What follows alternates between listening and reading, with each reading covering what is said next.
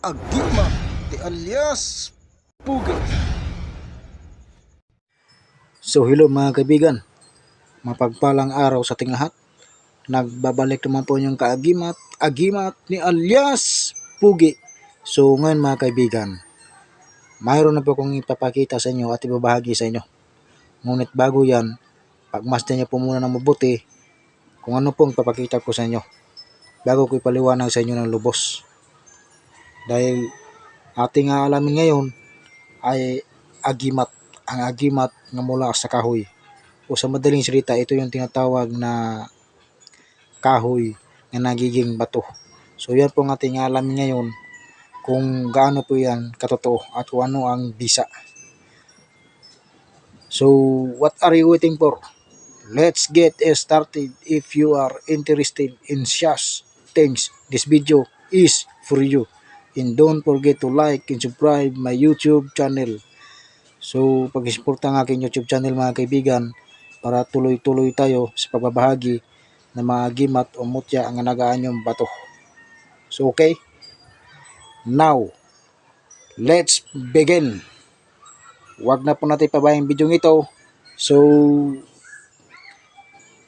ito na po yun mga kaibigan. Ayan.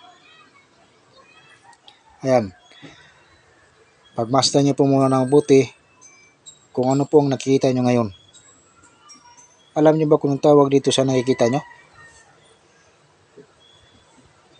Ang tawag dito sa nakikita nyo ngayon, ito yung tinatawag na agimat. Ang agimat na mula sa kahoy. O sa madaling salita, ito yung tinatawag na kahoy nga nagiging bato. So ngayon, ang bisa nito sa nakikita nyo ay isa din po ito sa pinakamatinding gamiting agimat. Dahil pag meron po kayong ganito, kahit anong uri ng mga baril dyan, pag tinututok po yan sa inyo, ay hindi po yan puputok. Dahil isa din po ito sa pinakamatinding gamitin agimat.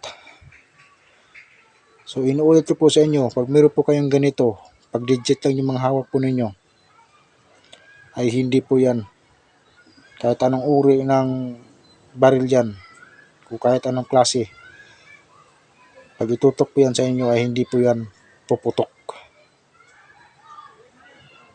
At ito po ay pangontra sa mga kulam, barang, palipad hangin o kahit anong klaseng uri ng mga kulam dyan o barang, palipad hangin. Pag meron po kayong ganito, ay hindi po kayo maaring tablan. Dahil ito po ay isa sa pinakamatinding gamiting agimat o pangdepensa. Dahil ito po ang nasisilbi sa inyo ng proteksyon. Ito kasi mga kaibigan, masyadong malaki. Maganda sana ito kung maliit lang. Kasi mabigat ito sa katawan At ito po ay pangkalahatan na proteksyon. So, yan po ang bisa, ang agimat na mula sa kahoy o kahoy na nagiging bato. So, katulad din po ito ng balat ng kahoy nga nagiging bato o kahoy mismo nga nagiging bato. So, magkaparehas lang yan ang bisa niyan mga kaibigan. So, hindi ko na pabayang video ito. Magkita-kita tayo sa susunod ng video. Thank you for watching. Take care to all and God bless sa ating natin. Thank you very much. Ako ang yung kaagimat, agimat ni alias Pugi.